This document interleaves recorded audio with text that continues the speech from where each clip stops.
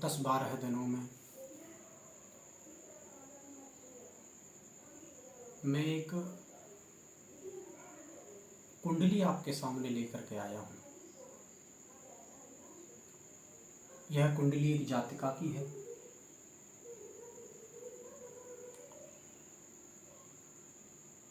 और 1995 का उसका जन्म है।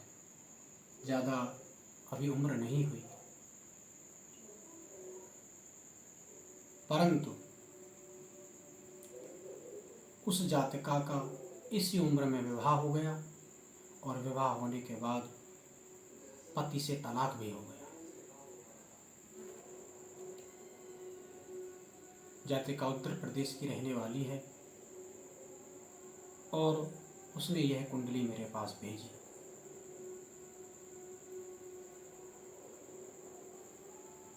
आज इस कुंडली का विवेचन करने का हम प्रयास करेंगे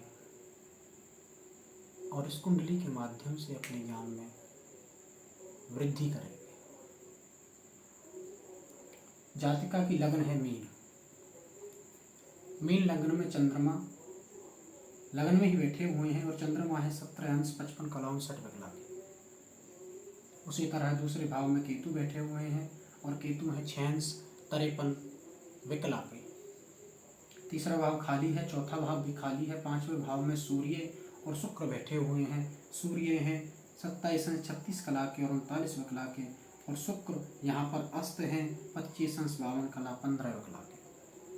उसके बाद छठे भाव में बुध बैठे हुए हैं। बुध हैं 14 अंश 22 कला 04 विकला के और 7वें भाव में स्वयं मंगल विराजमान है। मंगल है 20 अंश 59 कला 58 विकला के। पुनः अष्टम भाव में राहु विराजमान है 6 अंश 0 कला 53 विकला के और 9वें भाव में गुरु विराजमान है। तो देव गुरु बृहस्पति 11 अंश 58 कला 42 विकला के हैं और 12वें भाव में शनि विराजमान है। शनि है 29 अंश 42 कला 53 विकला के। इसमें पंचम भाव में सूर्य के साथ जो शुक्र बैठे हैं यह अस्त हैं और द्वादश भाव में 12वें भाव में शनि वक्री हैं। इनका जो जन्म नक्षत्र है वह है रेवती। राशि हुई मीन, वर्ण हुआ विप्र वर्ण की जातिका हैं, इसलिए स्वाभाविक ब्राह्मणों किसी वृत्ति होना स्वाभाविक है, हो ही जाती है। देवगण है।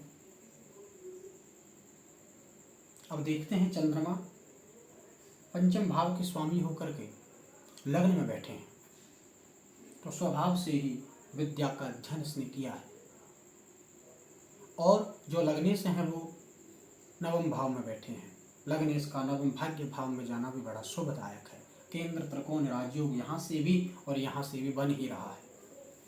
तो विद्या के लिए, भाग्य के लिए यह कुंडली बड़ी ठीक कही जा सकती है, अच्छी कही जा सकती है। बात करते हैं उन्होंने जो पूछा है, फिर भी इनके पहले स्वभाव पर, इनकी वृत्ति पर, इनकी कुंडली पर थोड़ी नजर मार ही लेते हैं। लगन पर मंगल की दृष्टि होना, सप्तम भाव में मंगल का बैठना इनको मांगलिक बनाता है, परंतु शनि का 12वें भाव में बैठना मंगल का परिहार कर देता है। अतः फिर भी मंगल की इनकी लगन पर दृष्टि है तो इनका जो स्वभाव होगा वह कटु स्वभाव होगा। बात बात पर कभी कभी गुस्सा आ जाएगा, झुंझलाहट सी अपने मन में होगी, ऐसा लगेगा जैसे गुस्सा आ रहा हो। व्यक्तित्व इनका थोड़ा गर्म मिजाज का हो, एकदम गुस्सा में आ जाते हैं क्योंकि सप्तमेश बुध अपने से 12वें भाव में जाकर के बैठे हैं। शनि की पूर्ण दृष्टि है।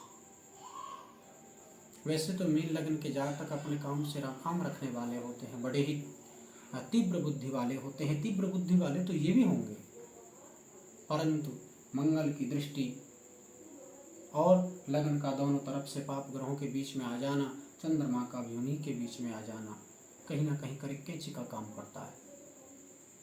इनकी मन की जो वृत्ति होगी वह, इनका मन का जो स्तर होगा वह तो बड़ा ऊंचा होगा, परंतु अपने गुस्से के कारण ये इन्होंने अपना कुछ काम बिगाड़ लिए हैं। बात करते हैं इनके वैवाहिक जीवन की, जो इनका महत्वपूर्ण प्रश्न था। सप्तम भाव, सप्तम भाव पर देखें तो मंगल इनको मांगलिक बनाता है। मंगल सबसे पाप ग्रह है, पूर्व ग्रह है। उसके बाद सप्तमेश का छठे भाव में आना, सप्तम से 12वें भाव में आना, यह भी सप्तम भाव से संबंधित सुखों में कमी करता है। ऊपर से शनि की पूर्ण दृष्टि होना, शनि इस कुंडली में वक्री में है और 11वें और 12वें भाव के स्वामी होकर के छठे भाव पर दृष्टिपात कर रहे हैं, तो बुध को सप्तमेश को कहीं ना कहीं कमजोर कर रहे हैं। सप्तम भाव के कारक शुक्र या सूर्य से अस्त है।